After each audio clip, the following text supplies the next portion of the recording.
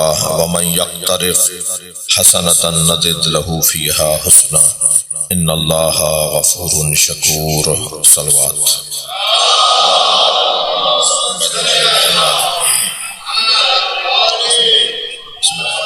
ایک اور صلوات بلند تر پڑھیں۔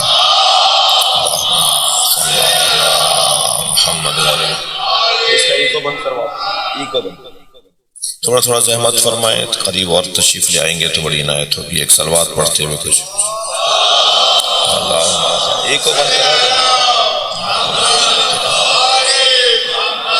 اور بہتر صلوات اللہم صل علی محمد۔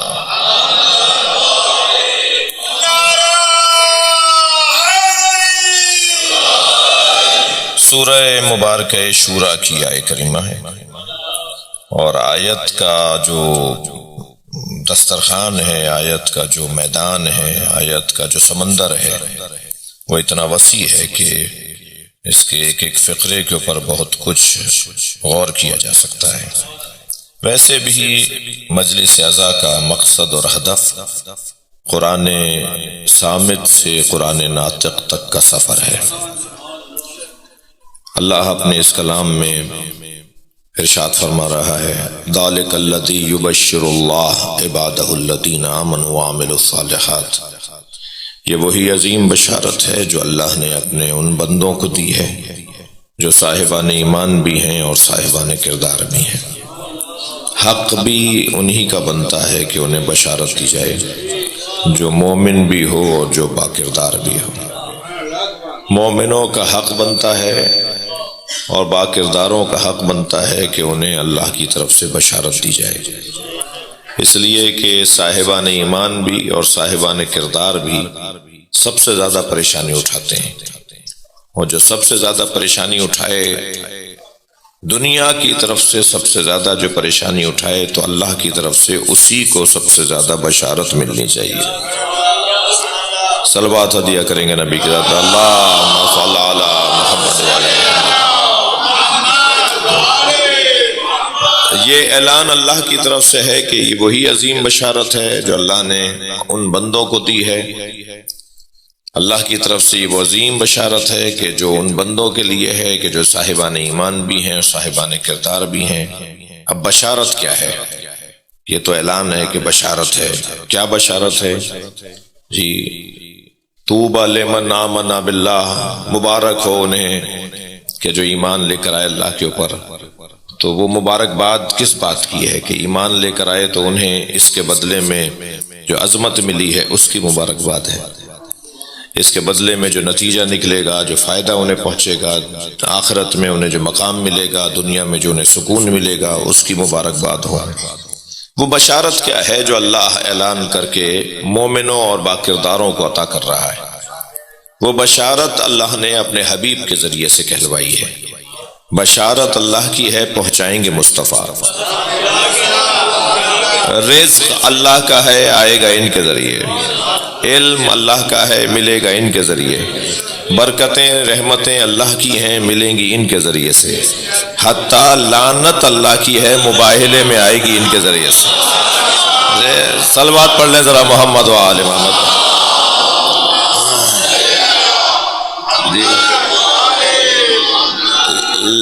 یہاں بھی بشارت اللہ کی ہے، مگر قل، اے میرے حبیب کہہ دیجئے، آپ پہنچا دیجئے۔ اللہ کی بشارت ہے، آپ پہنچا دیجئے۔ یعنی اگر میں وسیلے کا لفظ ہی ڈھونڈ کر یہ سمجھوں کہ وسیلہ اسے کہتے ہیں جہاں لفظ وسیلہ آئے، تو یہ کوئی بہت زیادہ سمجھداری کی بات نہیں ہے۔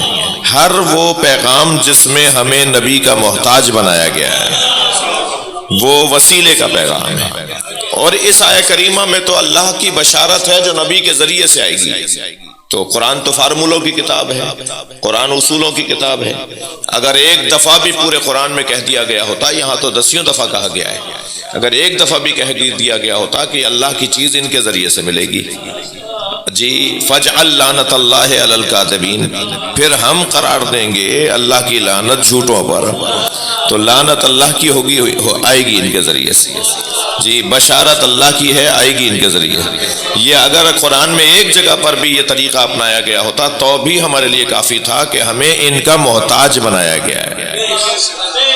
بس جب یہ باور ہو جائے کہ ہمیں اہل بیت کا، نبی اور آل نبی کا محتاج بنایا گیا ہے، تو اس احتیاج کے آگے تسلیم ہو جانا ہی ایمان ہے۔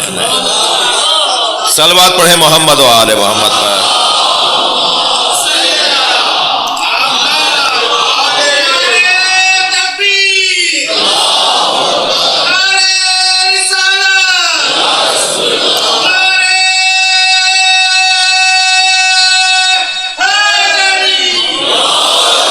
بشارت اللہ کی ان کے ذریعے سے اللہ پہنچانا چاہ رہا ہے، ان کے ذریعے سے پہنچے گی۔ میں ایک جملہ اور اپنے ان بچوں جوانوں کے عقیدوں کو مضبوط رکھنے کے لیے، جو یہاں بزرگ بیٹھے ہیں، مولانا تشریف فرما ہیں، صاحبان دقت تشریف فرما ہیں، ان کا تو عقیدہ مضبوط ہے اور مضبوط تر ہو جائے گا، لیکن آج کل کچھ بیکٹیریاز کورونا سے زیادہ خطرناک آئے ہوئے ہیں، جن کی ویکسینیشن سوائے مجلس اعضاء کے کہیں اور ملے گی نہیں، اور ان میں سے کچھ باتوں کی طرف میں اشارتاً صراحت نہیں کروں گا، کیونکہ جسے نہیں پتا اسے بھی پتا ہو جائے گا، لہٰذا اشارتاً عرض کروں گا۔ ان میں سے ایک پیغام یہ ہے کہ ہمیں اللہ سے ڈائریکٹ بات کرنا نہیں ہے، بلکہ اللہ کا دیا ہوا نظام یہ ہے کہ تم جب بھی مجھ سے بات کرو میرے نبی اور ان کی آل کو یاد کرو،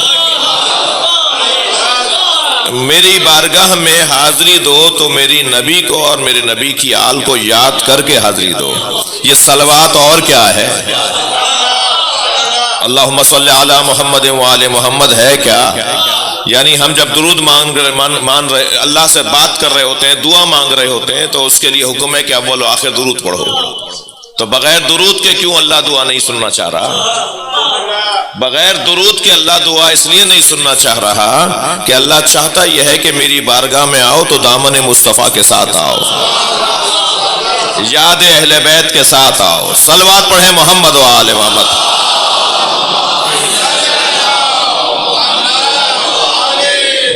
میرے عزیزوں، میرے کم سن ساتھیوں، اگر میرے مولا امام جعفر صادق علیہ السلام نے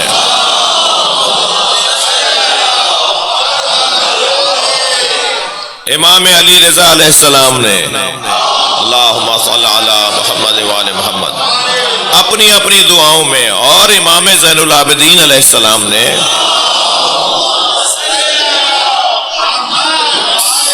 صحیفہ سجادیہ میں اپنی دعاؤں میں ہر چند فقروں کے بعد بار بار صلوات نہ پڑھی ہوتی تو یہ دعائیں بھی چرا لی گئی ہوتی، کہ یہ ان کا کلام نہیں ہے، یہ کسی اور کا کلام ہے۔ لیکن ائمہ اہل بیت نے اللہ سے بات کرتے ہوئے ہر دعا کے اندر ہر چند جملوں کے بعد صلوات بھیج کر بتایا ہے کہ اس دعا کا پتہ کیا ہے۔ صلوات پڑھیں محمد و آل محمد۔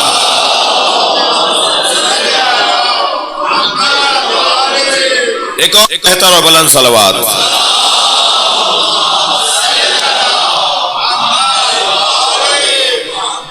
صلوات کے بغیر دعا ایسے جیسے بغیر پروں کے پرندہ اڑ رہا ہو۔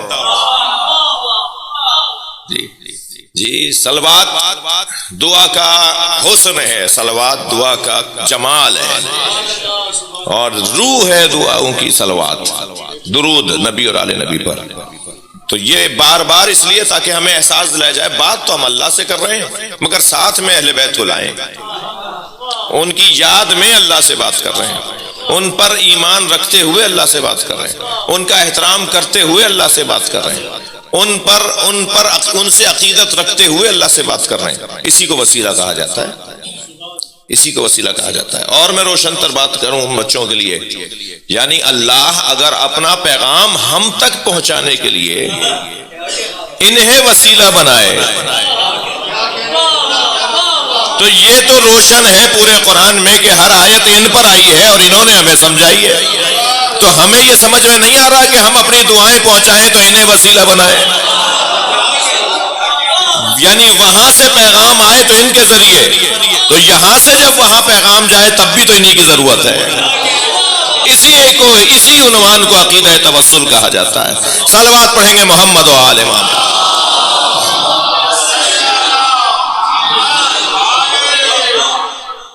قل اے میرے حبیب پہنچا دیجئے وہ بشارت کہہ دیجئے وہ بشارت۔ کیا ہے وہ بشارت؟ لا اسألکم علیہ اجرا الا المودۃ فی القربى۔ اچھا، ذہن پر، امت کے ذہنوں پر سرکار سے اللہ نے یہ کہلوا کر یہ ایک روب جلال، ایک احسان کا اظہار کیا ہے جی، کہ اگر سرکار نے ہمیں انسان بنانے میں، بہتر آدمی انسان بنانے میں اتنا کچھ، اللہ کے پیغامات کو ہم تک پہنچایا، اور صرف اللہ کے پیغام نہیں، ان پیغاموں پہ خود بھی عمل کر کے دکھایا، یعنی ہمیں تھیوری بھی اور پریکٹیکل بھی، نظریہ بھی اور عمل بھی کر کے دکھایا ہو، اور ایک دو چار دفعہ نہیں بلکہ 63 برس کی نبوی زندگی، 23 برس کی نہیں، 63 برس کی نبوی زندگی، جب سے تھے دنیا میں تشریف لائے اس سے لے کر جب تک سرکار کی رحلت ہوئی، کوئی دن ایسا نہیں تھا کہ جس دن سرکار نے ہماری رہنمائی کے لیے اہتمام نہ کیا ہو، انتظام نہ کیا ہو۔ یعنی 63 برس میں آپ دنیا میں، کیونکہ آج کل کیلکولیٹر ہاتھ میں ہے اس لیے مجبوراً میں بات کر رہا ہوں کہ 63 سالوں کے اندر مہینے کتنے بنیں گے، اور پھر ہر مہینے میں دن کتنے ہیں، اور دن میں گھنٹے کتنے ہیں، اور گھنٹوں میں جی ساعتیں کتنی ہیں، اور لمحات کتنے ہیں، اور آنات کتنے ہیں، ثانیے کتنے ہیں، اور ان سب کو اگر جوڑتے چلے جائیں تو پھر سرکار نے ہر لمحے میں کتنے گہرے اور کیسے پیغامات پہنچائے ہیں، تو ہم تو گنتی بھی نہیں گن پائیں گے کہ نبی نے ہمیں کیا کچھ دیا ہے، سرکار نے ہمیں کتنا کچھ دیا ہے۔ یہ جو ان گنت نبی کے ہمارے اوپر احسانات ہیں، یہ ذرا تصور میں رکھتے ہوئے اب مولا علی کا یہ فقرہ ذرا ذہن علی میں دہرائیے، جس میں مولا فرماتے ہیں من علمنی حرفا فقد سیرنی عبدا، جس نے مجھے ایک حرف، ایک چیز، ایک بات سکھائی، اس نے مجھے اپنا غلام بنا لیا۔ یعنی اگر کوئی ایک بات سکھائے تو ہم اس کے غلام بن جائیں، یہ علی کا ہمیں حکم ہے۔ ہم اپنے معلم اور مربی اگر ایک جملہ بھی وہ سکھائے، ہمارے لیے نئی بات ہو، ہماری بہتری کی بات ہو، تو ہم ان کے غلام بن جائیں اپنے سکھانے والے کے۔ یہ ایک بات سکھانے والے کے جب غلام بن جائیں تو جس نے ان گنت باتیں سکھائی ہوں تو حق نہیں ہے کہ ساری امت اس کے غلام بن کے رہے، اس کے احترام میں رہے۔ اب وہ جس نے اتنا کچھ ہمیں عطا کیا ہے، بہت کچھ اس نے عطا کیا ہے جی، تو اس کے بدلے میں ہم کیا دے سکتے ہیں انہیں؟ کیونکہ انہوں نے تو ہمیں کوئی مادی چیز نہیں دی ہے جو ہم مادی چیز بدلے میں دیں جی، انہوں نے ہمیں ہماری روحوں کو، ہمارے ذہنوں کو، ہماری فکروں کو، ہمارے افکار کو، ہمارے خیالات کو، ہمارے نظریات کو بہتر کیا ہے۔ یعنی ایک حدیث ہم پڑھ لیتے ہیں تو ہمارے 25 مسئلے حل ہوتے ہیں۔ سرکار دو جہاں کی ایک حدیث میں 25 مسئلوں کے حل نکلتے ہیں۔ یہ فقہا کا کام ہے، یہ اہل دانش کا کام ہے کہ وہ ایک حدیث سے کتنا فائدہ اٹھاتے ہیں کہ اس کا یہ پیغام بھی ہے، اس میں یہ پیغام بھی ہے، اس میں یہ پیغام بھی ہے۔ سرکار دو جہاں نے ہماری افکار کو صحیح سمت عطا کی ہے۔ سرکار کے پیغامات کے ذریعے سے ہماری رہنمائی، روحانی رہنمائی ہوئی ہے۔ یعنی ہم گوشت کے لوتھڑے رہتے، ہم فلاں کے بیٹے تو ہوتے مگر انسان نہ ہوتے، ہم فلاں کا خاندان سے تو ہوتے مگر انسان نہ ہوتے۔ سب سے بڑا جو ہنر ہے اس دروازے سے جڑنے کا، وہ بہتر انسانیت کا سفر ہے۔ میں نہیں کچھ کسی کے اوپر تبصرہ کرنا چاہتا، مگر مجھے اس پر اللہ کا شکر ادا کرنے کا حق ہے کہ میں اس کا شکر ادا کروں کہ ہم جس دروازے سے جڑے ہوئے ہیں وہ ہمیں بہتر سے بہتر انسان بناتے ہیں۔ یہ امام بارگاہ نہیں ہے، انسان سازی کا کارخانہ ہے۔ صلوات پڑھیں ذرا محمد و آل محمد کا۔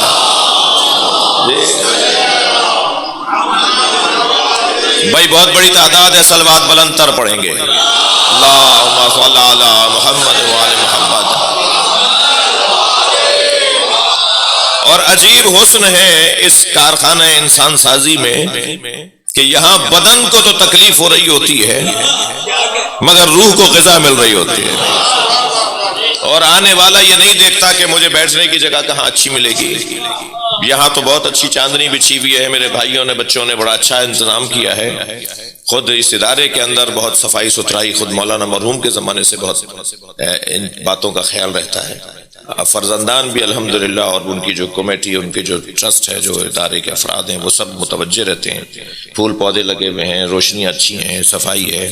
ہمارے اداروں کو شان سے ہونا چاہیے. کوئی ہمارے ادارے میں آئے تو اسے لگے کہ یہ اہل بیت کے چاہنے والوں کا ادارہ ہے.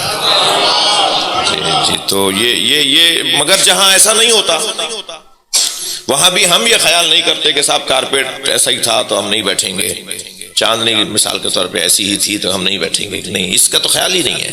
ہمارا تو خیال اس طرف ہے ہی نہیں. جی ہم تو ویسے بھی اپنے بدن کو تکلیف میں ڈال کر عزاداری کرتے ہیں. عزاداری کی بنیادی کیفیات میں ایک کیفیت ہے بدن کی تکلیف، اور بدن کی تکلیف میں رہ کر جو روحانی کیفیات بڑھ رہی ہوتی ہیں، یہ ہے اس عزا خانے کا اور اس ادارے کا اور اس نظام کا ایک پیغام، ہمیں بہتر انسان بنانے کے لیے. اور میں بڑے اطمینان کے ساتھ آپ کا نوکر ہوں، آپ ملت کا نوکر ہوں. کوشش کرتا ہوں کہ کسی کے لیے اچھے کام آ سکیں. پیواڑ کی پہاڑی سے لے کے چوٹیوں سے لے کے کراچی کے ساحل تک الحمدللہ پوری دنیا کے اندر ایک بات کو مشترکہ طور پہ عزاداروں میں محسوس کر رہا ہوں. جناب زہرا کے چاہنے والے امام حسین کے عزاداروں میں ایک مشترکہ کیفیت ہے، یہ دوسرے لوگوں سے زیادہ بہتر انسان ہے. میں مولانا سے اجازت لے کے اپنی قوم کی برائیوں اور خامیوں کی طرف توجہ کم کرتا ہوں. یہ بھی میری کمزوری اگر کوئی شمار کرے تو اس کی مہربانی ہے، لیکن میں اپنی قوم کی خوبیوں پر توجہ زیادہ کرتا ہوں. ہماری قوم کی خوبیوں میں سے ایک موٹی سی خوبی ہے کہ یہاں انسانیت دوسرے لوگوں سے زیادہ ہے. یہ جو دوسرے لوگوں سے زیادہ انسانیت ہے، یہ دوسرے لوگوں سے بہتر جو انسانیت کا انداز ہے، یہ ہمیں اس وجہ سے نصیب ہوا ہے کہ ہم کائنات کے سب سے بڑے انسانوں سے جڑے ہوئے ہیں. یہ کیسے ممکن ہے کہ 2 گھنٹے تک گلاب بیچنے والے کے دھکے پہ بیٹھوں اور 4 گھنٹے تک میرے اندر سے گلاب کی خوشبو نہ آئے؟ جو 100 سال سے حسین حسین کر رہا ہے، اس کے اندر امام حسین کی سیرت کی خوشبو کیسے نہیں آئے گی؟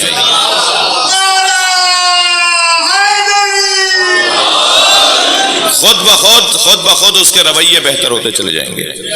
اور شاید نہیں بلکہ یقیناً ہمیں نمازیں اس لیے پڑھوائی جا رہی ہیں تاکہ ہم اچھے انسان ہو جائیں.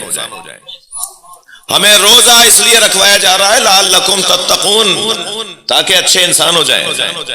یہ جو قرآن کی زبان میں لعلکم تتقون ہے نا، کہ شاید کہ تم متقی ہو جاؤ، شاید کہ تم تقوی اختیار کر لو. اس کو اگر میں اپنے الفاظ میں کہوں، شاید کہ تم انسان بن جاؤ. صلوات پڑھ لیں ذرا محمد و آل محمد.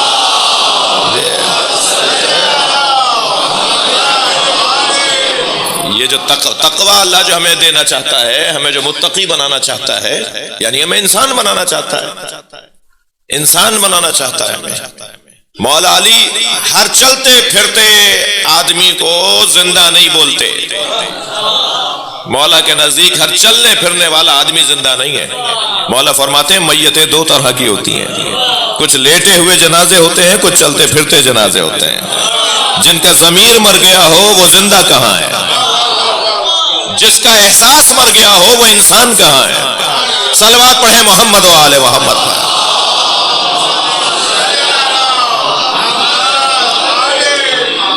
اس گھرانے کا روشن ترین واضح ترین پیغام جو ہے وہ ہمیں بہتر سے بہتر انسان بنانا ہے. بات آ گئی ہے تو یہی کہہ دیتا ہوں حضور، میں ان بچوں جوانوں سے زیادہ بات کر رہا ہوں، بزرگوں سے مجھے دعا چاہیے. کسی سے نفرت نہیں کرو،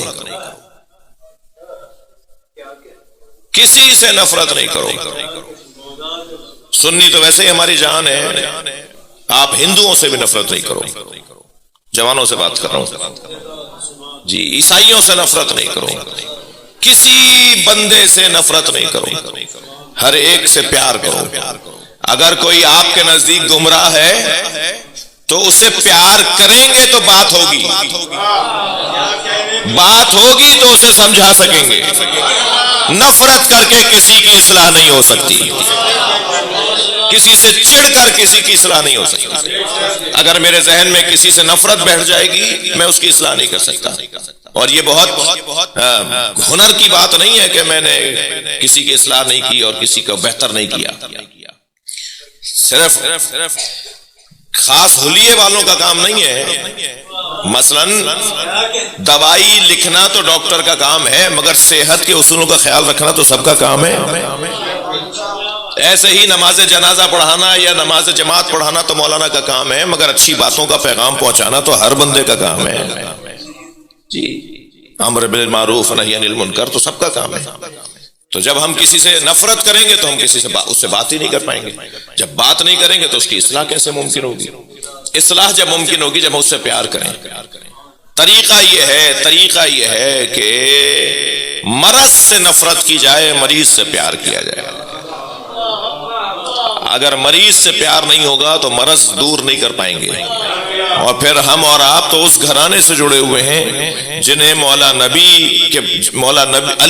نبی کے بارے میں یوں فرماتے ہیں. اس گھرانے کا کے بارے میں خیال یہ ہے کہ فرماتے ہیں طبیب دوار بطبہ. ہمارے نبی اوزار طبابت لے کر مریضوں کو ڈھونڈتے تھے کہ مریض کہاں ہے جس کا میں علاج کروں. جی کلینک کھول کر معمولاً جو ڈاکٹر حضرات انتظار میں تشریف فرما ہوتے ہیں کہ کوئی مریض آئے گا تو ہم اس کو دیکھ لیں گے. میں ان کے خلاف نہیں بول رہا، خود میں ان کو کا حوصلہ دینے والا ہوں. جی کلینکیں کھول رہے ہیں ماشاءاللہ. اس وقت ہماری کراچی میں 3 کلینکیں تو ہو چکی ہیں اور پورے پاکستان میں تو 7-8 ہو چکی ہیں. تو میں اس مخالفت نہیں کر رہا، لیکن یہ محاورہ کہ پیاسے کو کنویں کے پاس چل کے آنا پڑتا ہے. ہمیشہ کنویں کے پانی کیوں بنتے ہیں جو پیاسا ہمارے پاس چل کر آئے؟ کبھی چشمے کے پانی بھی بن جائے، کبھی جی دریا کا پانی بھی بن جائے جو خود چلے جائیں پیاسے کے پاس. تو ہمیں ایک تو نفرت کسی سے نہیں کرنی. اہل بیت کے چاہنے والوں کا تو جو ان کی جو ذمہ داری ہے وہ سب سے زیادہ ہے. ہماری ذمہ داری ہر ایک مسلک مکتب والوں سے زیادہ بنتی ہے. لہذا ہم جتنا ہو سکتا ہے اپنے اخلاق کو بہتر کریں. جی بہت سے لوگوں کا تو چہرہ ایسا اداس ہوتا ہے کہ لگتا ہے ان کا 8واں جہاز ڈوبا ہے. جی ارے بھائی مسکرا کے بھی بات کر لیا کرو. جی کسی کے سلام کا جواب ہی نہیں ہمیشہ دینا ہوتا، کبھی کسی کو سلام بھی کرنا ہوتا ہے. صلوات پڑھ لیں ذرا محمد و آل محمد. اللہم صل علی. اخلاقیات، خوش روئی. البتہ میں یہ بات تفنناً کہہ دوں کہ خوش روئی اور اچھے اخلاق سے بات کرنا اور مسکرا کے بات کرنے میں شریعت کا خیال رہے. ہر جگہ ہنسنا بھی نہیں ہے. ایک صلوات پڑھ لیں ذرا محمد والے. اللہم صل علی محمد وآل محمد. اصلی عنوان یہ ہے کہ اخلاق، گفتگو کا طریقہ، لین اور میٹھا انداز. پھر مولا حسین کی بارگاہ میں بیٹھے ہوئے نا، مولا حسین فرماتے ہیں اب خل الناس من بخل بالسلام. کنجوس ترین فرد وہ ہے جو سلام کرنے میں بھی کنجوس ہے. وہ بھی انتظار کر رہا ہوتا ہے کہ کوئی اس کو بڑھ کے سلام کر لے. اور نہ جانے کیوں یہ ذہن کے اندر بیٹھا ہے، میرے ذہن کے اندر کیوں بیٹھا ہوا ہے کہ ہم یہ سوچتے ہیں کہ ہمیشہ چھوٹے ہی بڑوں کو سلام کریں.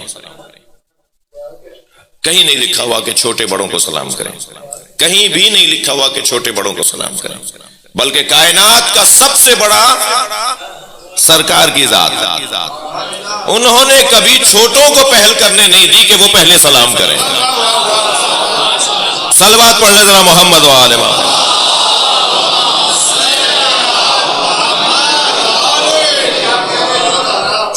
تو یہ پیغامات اس گھرانے ہی کے ہیں، اور الحمدللہ اگر اس روش پر آگے بڑھیں تو سب سے بڑا اور روشن پیغام یہ کہ میں کچھ نہیں مانگتا تم سے، جو میں نے تمہارے ساتھ محنت کی ہے، تمہاری خاطر میں نے صعوبتیں برداشت کی ہیں، ہجرتیں کی ہیں، پتھر کھائے ہیں، چپتے جملے سنے ہیں، تہمتیں برداشت کی ہیں، جادوگر بھی کہا، دیوانہ بھی کہا، نہ جانے مجھے کیا کچھ نہیں کہا. سرکار فرما رہے ہیں لا اسألکم علیہ اجرا الا المودۃ فی القربى. میں تم سے جو کچھ میں نے کیا اس کے بدلے میں کچھ نہیں چاہتا، کچھ بھی نہیں چاہتا جو میں نے تمہارے ساتھ کیا ہے، الا المودۃ فی القربى، سوائے اس کے الا اس کے کہ قربا سے محبت کا اظہار رکھو. جی نظام ہے میرے بچوں جوانوں، محبت اہل بیت ایک نظام کا نام ہے، ایک رسم کا نام نہیں ہے، ایک سسٹم ہے، ایک نظام ہے محبت اہل بیت. اور یہ محبت اہل بیت ضمانت ہے، تضمین ہے، جی بیمہ ہے اسلام کے تحفظ کا. جتنا محبت اہل بیت میں کثرت اور شدت ہوتی چلی جائے گی اتنا اسلام کا تحفظ یقینی ہوتا چلا جائے گا. صلوات ہدیہ کریں نبی کی ذات پر. اللہ صلی اللہ 1,24,000 نبیوں کی محنتوں کے تحفظ کو محبت اہل بیت کہا جاتا ہے. یعنی ساری محنتیں اگر محفوظ ہو جائیں تو کس طرح سے ہوں، کیا کریں کہ انہیں محفوظ کیا جائے. سرکار کے پاس جیسے جیسے نبی بڑھتے چلے گئے اور بعد والا نبی پچھلے نبیوں کی محنتوں کا وارث بنتا چلا گیا تو میراث سنگین ہوتی چلی گئی. جی سرمایہ گہرا اور وزنی اور زیادہ ہوتا چلا گیا. تو جو سب سے آخر میں آ رہا ہے اس کے پاس تو سب سے زیادہ سرمایہ ہے نا. یعنی سرکار جب سب سے آخر میں آ رہے ہیں تو سرکار کے پاس سارے نبیوں کا سرمایہ ہے. اب اتنی دولت جس نبی کے پاس ہو، اتنا سرمایہ جس نبی کے پاس ہو، وہ نبی بار بار یہ سوچے یا نہیں کہ یہ سرمایہ، یہ دولت جو مجھ تک پہنچی ہے یہ میرے بعد کیسے محفوظ رہے گی، کیا کیا جائے کہ یہ ساری محنتیں محفوظ ہو جائیں. اللہ نے اپنے حبیب کو تسلی دی، وَلَا سَوْفَ يُعْطِيكَ رَبُّكَ فَتَرْضَىٰ. اے میرے حبیب بہت جلد ہم اپنی ایک عطا کے ذریعے سے تمہیں راضی کریں گے. تم جو بار بار سوچ رہے ہو کہ یہ محنتیں بچیں گی کیسے، بہت جلد ہم اپنی عطا کے ذریعے سے تمہیں راضی کریں گے، تمہیں اطمینان دلائیں گے. یا اللہ مجھے مطمئن تو کر، یہ محفوظ کیسے ہوگا، یہ ساری محنتیں محفوظ کیسے ہوں گی، مجھے اطمینان چاہیے. تو اللہ کا جواب آیا سورہ ضحیٰ کے اندر کہ بہت جلد ہم اپنی ایک عطا کے ذریعے سے تمہیں راضی کر لیں گے کہ جو تمہارے پاس محنتیں ہیں وہ ضائع نہیں ہوں گی. اس سورہ مبارکہ ضحیٰ کی 4تھی آیت کو پلس کیجئے سورہ کوثر کے ساتھ. اِنَّا أَعْطَيْنَاكَ الْكَوْثَرَ، ہم نے آپ کو خیر ہی خیر فاطمہ زہرا عطا کر دی. صلوات پڑھیں محمد و آل محمد.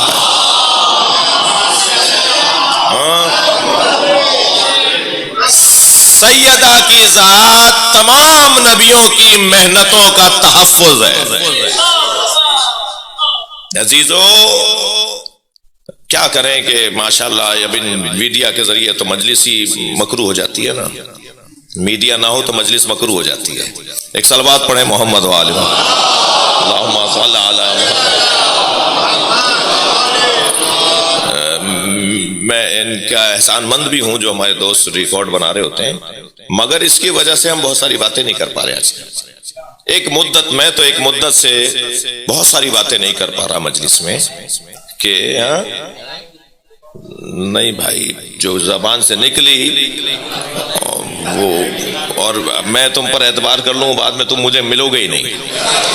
صلوات پڑھیں ذرا محمد و آل محمد. اللہم صل علی محمد و آل محمد. ایک اور بہتر اور بلند صلوات پڑھیں. اللہم صل علی.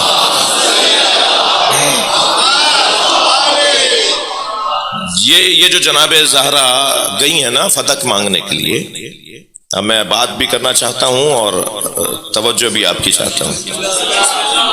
جو سیدہ فتق مانگنے گئی ہیں، در حقیقت سیدہ کو باغ کا کوئی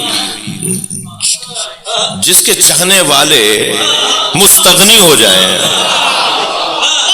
جی جس کے چاہنے والے مستغنی ہوں، جس کے فقیر ہی لوگوں کو عطا کرتے ہوں، وہ باغ کی خاطر نہیں گئی ہیں، وہ ایک نظام کو بچانے کے لیے گئی ہیں، وہ ایک نظام کو محفوظ. صلوات پڑھ لیں ذرا نبی اور آل نبی پر.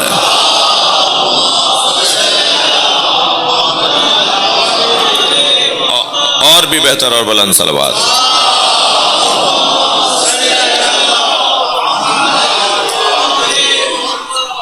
توجہ ہے نا اب یہ در حقیقت ایک نظام بنانے کے لیے اور ایک نظام کو محفوظ کرنے کے لیے حضرت نے فدق کا مطالبہ کیا ہے.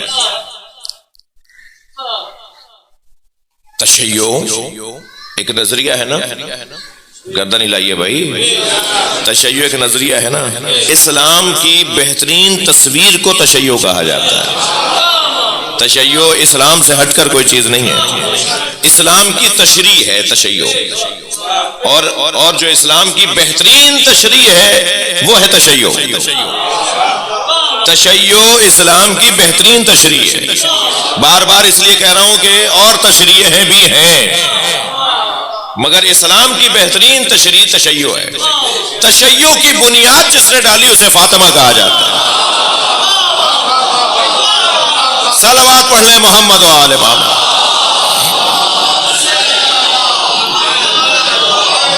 بی بی مؤسس تشیع ہے، بی بی بنیاد رکھنے والی ہیں تشیع کی.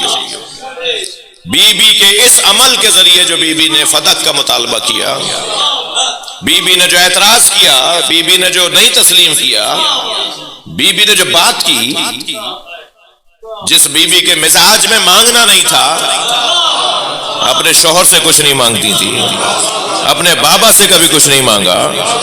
اگر وہ سینکڑوں لوگوں کے درمیان، مردوں کے درمیان کھڑے ہو کے خطبہ دے رہی ہیں اور ایک چیز کا مطالبہ کر رہی ہیں تو یہ نظریہ ہے، یہ خواہش نہیں ہے، یہ طلب نہیں ہے، یہ نظریہ ہے. اور جس کے ذریعے سے آپ نے ایک بنیاد ڈالی ہے. تشیع، تاریخ تشیع کا پہلا شہید میرے بھائی آ چکے ہیں، میں اپنی بات کو مختصر کروں. تاریخ تشیع کا پہلا شہید حضرت محسن ہے. شیعت کی تاریخ میں سب سے پہلا قتل، شیعوں کا سب سے پہلا قتل وہ جناب محسن کی شہادت ہے. اور جس نظریے، جس مکتب، جس نظریے کی بنیاد میں ایک بچے کا خون ہو، تو آپ یقین جانیے کہ اسے کوئی مٹانے کا سوچے گا بھی تو مٹے گا. یہ مسلسل بڑھتا جائے گا. یہ نظریہ بڑھ رہا ہے، بڑھتا چلا جائے گا. انہی مجلسوں میں آپ لے لیجئے کہ آپ کے اپنے بچپن میں مجلسوں کی شرکت، لوگوں کی آمد، اور آج لوگوں کی شرکت اور آمد کئی برابر زیادہ ہے. لوگ متوجہ ہو رہے ہیں، نظام کو سمجھنا چاہ رہے ہیں. سب سے پہلی مدافع ولایت علی کی جناب زہرا ہے. مولا علی کی ولایت کی مدافع جناب زہرا کی ذات ہے.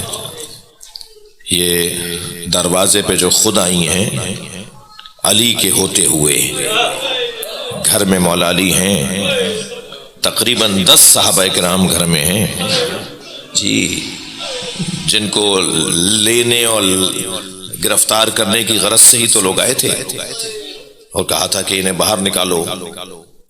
تو بی بی نے فرمایا کہ میں انہیں باہر نہیں آنے دوں گی.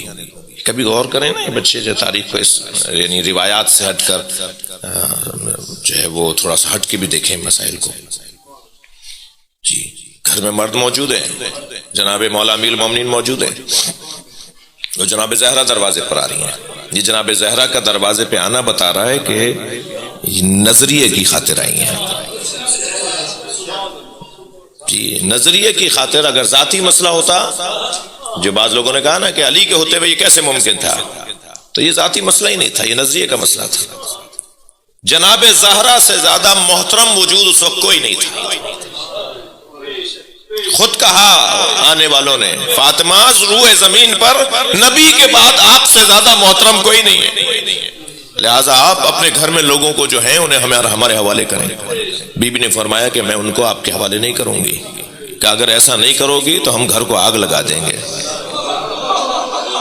ہاں یہ تاریخ ہے. 46 کتابیں تو میں نے اہل سنت کی کھول کھول کے دکھائی ہیں. وہ جو یوٹیوب پہ کلپ موجود ہے اس میں 36 کتابیں ہیں. بعد میں جو کتاب چھاپی اتفاق سے میری گاڑی میں موجود ہے ہم نے اس کو اسکین کر کے کتاب کی شکل میں چھاپ دیا ہے. 46 اہل سنت کی کتابیں ہیں جس میں اس واقعے سے متعلق روایات موجود ہیں. جب بی بی سے کہا نا کہ اس روئے زمین پر آپ سے زیادہ محترم کوئی نہیں ہے، آپ کے گھر میں جو لوگ ہیں وہ ہمارے حوالے کریں. بی بی نے فرمایا میں نہیں کروں گی انہیں آپ کے حوالے. تو اگر ایسا نہیں کریں گے تو ہم گھر کو آگ لگا دیں گے. جس نے 300 سے زیادہ مرتبہ نبی کو یہاں کھڑے دیکھا ہو کہ سرکار بار بار دروازے پہ کھڑے ہو کے سلام کرتے ہیں، جس نے یہ دیکھ لیا ہو کہ ملک الموت اس گھر میں داخل نہیں ہوا جب تک جناب زہرا اجازت نہیں دیں گی، جبریل امین دروازے پہ کھڑے ہو کر جناب زہرا سے اجازت لے کے گھر میں آتے تھے، جس بی بی نے سینکڑوں مرتبہ اس دروازے کی تعظیم دیکھ لی ہو، نبی کی رحلت کے چند دنوں بعد ہی اگر اس لب و لہجے میں کوئی آواز آئے کہ جب بی بی فرمائے کہ میں انہیں تمہارے حوالے نہیں کروں گی، اور وہاں سے جواب آئے کہ پھر ہم اس گھر کو آگ لگا دیں گے. الفاروق کے اندر شبلی نعمانی لکھتے ہیں کہ ہمیں یہ واقعے کی سند نہیں مل سکی. آپ نے جو چاہا وہ تو سندیں مل گئیں، کیونکہ آپ نے چاہا نہیں، یہ سند بھی نہیں ملی آپ کو. انصاف سے کام لیا شبلی نعمانی نے، یہ نہیں بولا کہ اس کی سند نہیں ہے، کہ ہمیں مل نہیں سکی اس کی سند، یعنی دلچسپی نہیں تھی ہماری کہ ہم اس کی سند کو ڈھونڈتے. یہ جو واقعہ ابھی تک میں بتا رہا ہوں، شبلی نعمانی الفاروق کے اندر کہتے ہیں ہم اس کی سند ہمیں مل نہیں پائی. اگرچہ اس کی سند ہمیں نہیں مل پائی، لیکن حضرت کی تندی مزاجی کے مطابق بعید نہیں ہے کہ انہوں نے یہ کہا ہو کہ میں اس گھر کو آگ لگا دوں گا. ان کے مزاج کے مطابق بعید نہیں ہے کہ انہوں نے یہ کہا ہو کہ میں اس گھر کو آگ لگا دوں گا. بی بی سے جب اس نے کہا نا کہ میں اس گھر کو پھر آگ لگا دوں گا، تو بی بی نے فرمایا اس گھر میں حسنین رہتے ہیں، تم علی کا احترام بھول گئے، تم وہاں جو لوگ آئے ہوئے ہیں ان کا خیال نہیں کر رہے، لیکن اس گھر میں تو حسنین رہتے ہیں. تو عربی زبان میں اگر کوئی بات کہی جائے کہ ایسا پھر ایسا ہو جائے گا، اور وہ کہے کہ ہوتا ہو، تو اسے عربی میں کہتے ہیں وَإِن، صرف اتنا سا لفظ آئے گا جواب میں، وَإِن ہوتے ہوں، رہتے ہوں، حسنین بھی رہتے ہوں گے تو میں گھر کو آگ لگا دوں گا. سنی اور شیعہ علماء نے آگ کے نہ لگنے پر کہ نہیں آگ نہیں لگی، اس پر بہت بحث کی ہے کہ نہیں آگ نہیں لگی، مگر اس پر کسی نے بحث نہیں کی کہ یہ جملہ کہا گیا. یہ سب نے کہا ہے کہ یہ جملہ دروازے پہ کہا گیا کہ گھر کو آگ لگا دیں گے. میں کہتا ہوں اتنے پر ہی رک جائیے کہ یہ کہا گیا کہ ہم اس گھر کو آگ لگا دیں گے، بس ہمارے ماتم کرنے کو تو کافی ہے، ہمارے مجلس کرنے کو، ہمارے رونے کے لیے کافی ہے کہ سیدہ کے دروازے پہ کھڑے ہو کر کہا جائے کہ ہم اس گھر کو آگ لگا دیں گے. عزادارو دروازہ جلنا شروع ہوا، اور جب دروازہ آدھا جل گیا تو ایک شخص نے اپنے غلام سے کہا اسے لات مار کے گرا دے. اجرکم اللہ، آپ کی آوازیں بلند ہیں، اللہ آپ کو اجر عطا فرمائے. جب آپ بلند آواز سے روتے ہیں ائمہ دعا دیتے رونے والے کو. ایک شخص نے اپنے غلام سے کہا اسے لات مار کے گرا دے. جب اس نے جلتے ہوئے دروازے کو لات مار کے گرایا تو جناب زہرا اس دیوار کے قریب کھڑی تھی جو دروازے کے بالکل ساتھ کھڑی کی جاتی تھی. پہلے زمانے میں دروازے کے سامنے ایک دیوار اٹھائی جاتی تھی تاکہ صحن کا پردہ رہ جائے. بی بی اس دیوار کے قریب، جو چند ہی ذرا کے فاصلے پہ دیوار ہوتی تھی کہ بندہ گھر میں داخل ہو اور پھر دوسری طرف سے گھر کے اندر چلا جائے، بی بی اس دروازے کے دیوار کے ساتھ کھڑی تھی. یہ جلتا ہوا دروازہ جناب زہرا پہ جا کے لگا ہے. آیت اللہ فضل اللہ کمپانی، اللہ کے عارف، اللہ کے ولی مجتہد گزرے ہیں، وہ علی مظہر کبریا کتاب ہے ان کی، مولا علی کے فضائل کی کتاب، اور بہت ساری کتاب. ایک کتاب کے اندر وہ لکھتے ہیں اپنی کتاب کے اندر کہ اس دروازے میں لوہے کی کیل تھی. اجرکم اللہ، اس دروازے میں لوہے کی کیل تھی جس سے جناب زہرا کی پسلیاں ٹوٹی ہیں. اور ایک آواز فضا میں گونجی، یا فضہ تو خزینی، اے فضا مجھے سنبھالو، میرا محسن شہید ہو گیا ہے. قیامت میں سب سے پہلا فیصلہ تو حضرت حابیل کے قتل کا ہونا چاہیے تھا نا. جب محشر میں حساب و کتاب شروع ہوگا تو قابیل نے حابیل کو مارا تو حابیل کا فیصلہ ہونا چاہیے نا. پہلا قتل ہوا ہے تاریخ بشریت میں، مگر سنیں گے عزادارو، محشر میں سب سے پہلا فیصلہ محسن کا ہوگا. سب سے پہلا فیصلہ جناب زہرا کے بچے محسن کا فیصلہ اللہ سنے گا اور پھر اس پہ فیصلہ صادر فرمائے گا۔ روایت کہتی ہے جناب زہرا کی جب سواری عرش کے سامنے سے گزرے گی تو بی بی اپنی سواری کو روک دیں گی، اللہ کی آواز آئے گی فاطمہ کیوں رکی ہو؟ تو جناب زہرا فرمائیں گی یا اللہ مجھے آج انصاف چاہیے، میرے بچوں کو کس جرم میں مارا گیا، بِأَيِّ ذَنبٍ قُتِلَتْ، میرے بچوں کو کس جرم میں مارا گیا؟ آواز قدرت آئے گی فاطمہ کہو کیا کہنا چاہتی ہو؟ فرمائیں گے مجھے حسین ایسا دکھا جیسے عصر عاشورہ تھا۔ بس آخری جملے کہہ رہا ہوں، مجلس میرے حصے کی مکمل ہو گئی۔ مجھے حسین ایسا دکھا جیسے عصر عاشورہ تھا۔ آواز آئے گی فاطمہ برداشت نہیں کر پاؤ گی، فرمائیں گی میں اہل محشر کو بتانا چاہتی ہوں مجھ پہ کیا گزری ہے۔ وسط محشر کی زمین کو بلند کیا جائے گا، چاروں طرف اہل محشر ہوں گے، آواز آئے گی ہاذا حسین، سارا محشر دیکھے گا اس طرف جہاں پر اشارہ کیا جا رہا ہوگا۔ منظر یہ ہوگا کہ حسین گھوڑے پہ ڈگمگا رہے ہیں، عصر عاشور حسین مولا گھوڑے سے گرتے ہوئے نظر آئیں گے، ادھر محشر میں حسین گریں گے، ادھر محشر میں جناب زہرا اپنی سواری سے گریں گے، پورے محشر میں یا حسین یا زہرا کی صدائیں بلند ہوں گی۔ وہ کربلا کا میدان ہوگا یا وہ محشر قیامت ہوگا، حسین کے ذکر سے صدائیں گونج رہی ہوں گی، الا لعنت اللہ علی قوم الظالمین۔